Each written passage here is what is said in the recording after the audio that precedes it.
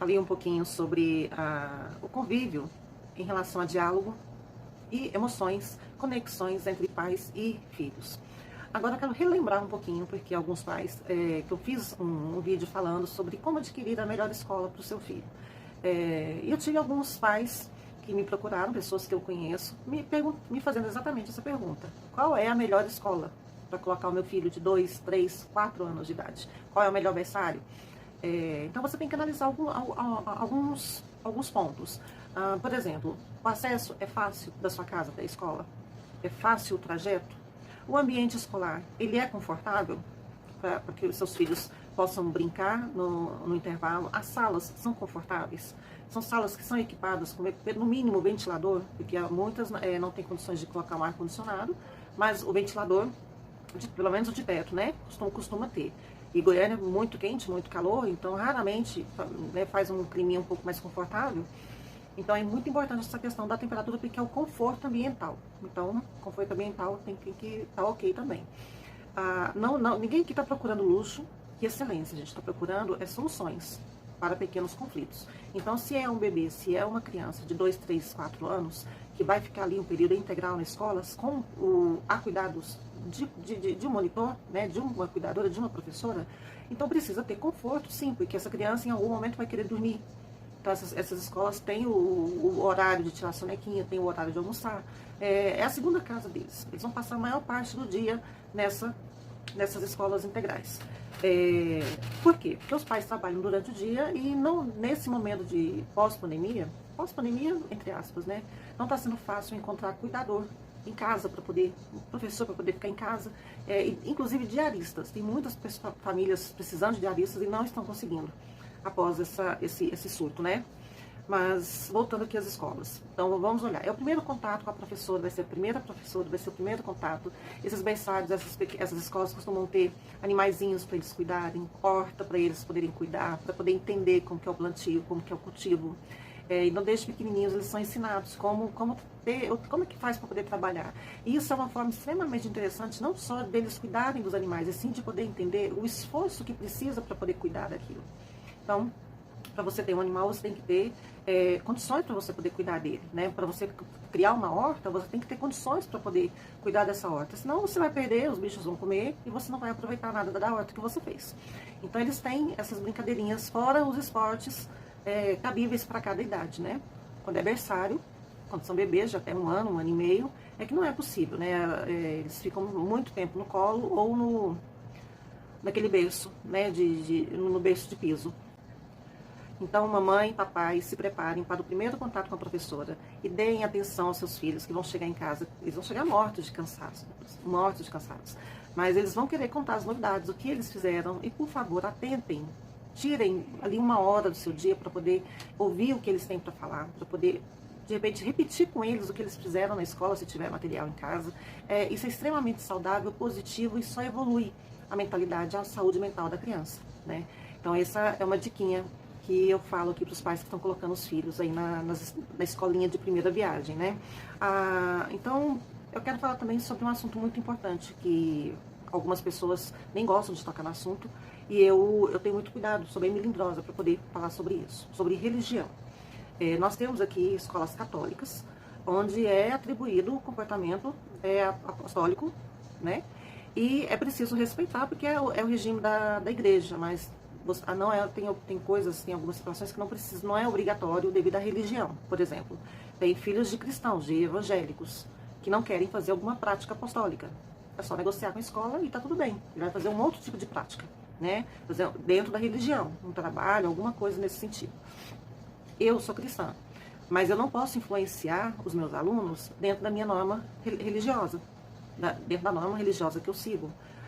Então, poucas pessoas sabem, assim, de bom, assim, que eu sou evangélica, porque eu não costumo colocar isso em pauta, porque é um assunto tão extenso e o aluno vem para ter uma hora de aula, então eu não posso desfocar ele naquele momento. Agora, quando surge um assunto, você vai criando mais intimidade com alguém, e você vai fluindo a conversa, e faz um comentário aqui, um outro comentário ali, aí tudo bem, não tem problema nenhum, né? Aí eu comento mesmo, né? E muitas pessoas são da mesma igreja que eu frequento, né? Algumas de outras, mas assim, a denominação da fé, é a mesma. Então, como cristã, eu peço para que os pais possam se orientar sobre essa questão religiosa antes de matricular o seu filho. Se você vai ter uma criança aí que vai entrar no 6º ano, por exemplo, procure a escola. Se for uma rede católica, procure a escola e procure saber como que é o comportamento, se você for cristão evangélico, né? Como que é o comportamento na prática religiosa. E a mesma coisa o católico, se for colocar numa igreja evangélica, numa escola evangélica.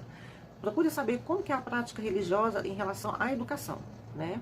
Então não podemos obrigar o aluno a estudar, muito menos inserir aquele conteúdo e fazer com que ele implore. No máximo, um trabalho, eu penso que seja feito, mas melhor os pais combinarem isso com a escola. Sobre o comportamento social, sobre preconceito. É muito importante que seus filhos entrem no estabelecimento educacional com o entendimento do que é um convívio social, porque ali vai ser um contato de muito tempo da vida dele. E sobre preconceito também. Nós sabemos que o racismo ele impera ainda no meio da multidão e tem um número muito menor de negros nas escolas do que brancos. Então isso acaba tendo um destaque e às vezes os próprios pais, os próprios filhos, a própria pessoa negra, ela tem preconceito. Mas não tem essa ideia, não tem o conceito de que é preconceituosa consigo mesma, que é quando ela se nega, quando essa pessoa se nega às origens. Então é muito importante que vocês pais conversem bastante com seus filhos, para não fazerem nenhum tipo de piada com o cabelo, com a cor de pele, né, orelha, nariz, detalhezinhos assim. Isso com ninguém, mas eu coloco os negros aqui em relação ao racismo, porque é o que acontece muito mesmo, né? E características indígenas também. Então são traços fortes que chamam a atenção e que as pessoas observam mesmo. O andado, as características físicas, trejeitos, né? Quem tem uma orientação sexual diferente, né, do padrão, também tem que ter a postura de não caçoar, né? De não zoar com essa pessoa, de não ter o preconceito com essa pessoa. Então, sobre o convívio social, é muito importante que isso vem de casa, viu, papai e mamãe? Então, isso, a escola ela vai trazer um complemento educacional, mas esses hábitos, eles têm que acontecer em casa. Então, tem muitas coisas que a escola não vai ensinar para o seu filho. Então, a escola vai complementar o que está sendo ensinado em casa. Como, por exemplo, escovar os dentes. Então, seu filho vai passar o dia inteiro na escola, mas você vai ensiná-lo a escovar os dentes. Não deixa essa tarefa para a professora. A professora não tem a obrigação de ensinar. Ela vai acompanhar, né? Lógico que ela tem o trabalho dela ali de poder acompanhar. Como que é toda a situação de escovar os dentes, de poder almoçar e tudo mais. Mas não é obrigação dela, você vai assim que você vai escovar. Ela vai acompanhar. Então, quem tem que aqui ensinar são os pais. Então, não vamos terceirizar as tarefas, as atividades. Isso é extremamente cansativo e não evolui com progresso, ou seja, não acompanha. Seu filho pode não acompanhar porque ele está com atitudes retrógradas que deveriam ter vindo de casa. Seu filho vai ter contato com a primeira professora, com os primeiros coleguinhas de escola, que ele pode ter coleguinhas de vizinhança, os primos, filhos dos amigos, né, dos pais, mas os da escola eles levam para a vida toda, a gente leva para toda uma vida. Então, quando você faz a sua infância, principalmente por muitos anos na mesma escola, costumam ser os mesmos colegas durante esse percurso, né? E é muito legal quando eles continuam, chega ali no 6º ano e vão até o 9º, e ali é onde eles vão começar a separar, né? Que é para o ensino médio, dependendo das escolhas profissionais das escolas direcionadas. Mas eles vão ter contato com a primeira professora, com os primeiros coleguinhas, e isso é extremamente saudável. Então, conversem muito com isso, para que eles sejam legais, para que eles possam ouvir os coleguinhas, para que eles possam entender o que está acontecendo e pergunte. Isso é muito importante. Não espere ele falar, não espere seu filho falar. Pai, mãe, pergunte ao seu filho como foi o dia de aula, o que eles fizeram, o que ele mais gostou, o que ele não gostou. É muito importante você fazer um relatório diário para você poder entender. É diário mesmo, gente, é diário mesmo. Vai chegar um dia que você não vai lembrar de perguntar, vai estar com pressa e aquilo ali vai ser uma falha. Então, assim, é muito importante você fazer um trabalho diário com seu filho. Eu aconselho a você fazer a escrita terapêutica. A escrita terapêutica é quando você faz o diário, né, e você faz um desabafo ali, só que nesse caso você pode fazer para educação do seu filho. Você pode aproveitar e fazer uma escrita diária, né? Mas ali você tira um tempinho para você poder relatar o dia que seu filho foi na escola, o que ele te falou, o que aconteceu, que sensação que você teve, né? Então isso é muito importante, porque isso você vai acompanhando o processo de evolução do seu filho. Um outro recadinho que eu acho bacana a gente falar é sobre as responsabilidades. é diferente do comportamento do que o aluno, do que o filho tem que ter com a escola. Por exemplo, escovar os dentes, né? Calçar o sapato, amarrar o cadastro, tem coisas que eles ainda não dão conta de fazer, mas sabem que tem que fazer. Então, essas responsabilidades, elas são extremamente importantes, fixar isso na mente do seu filho. A responsabilidade de agradecer, falar obrigado sempre que um favor, que algo é favorecido a ele, né? Pedir licença para poder passar, respeitar não só os colegas e não só os mais velhos, assim todo ser humano, toda e qualquer pessoa. O vendedor de picolé que passa na rua, não zoar. Então, assim, ter a educação, essa é a educação que vem de casa. A escola vai complementar. Se eles fizerem algo que seja contra, né, um comportamento civil, a escola vai corrigir. E a tendência de que a escola procure os pais para falar sobre a postura do filho. Porque se ele está agindo dessa forma, a escola vai subentender que em casa ele age dessa forma também.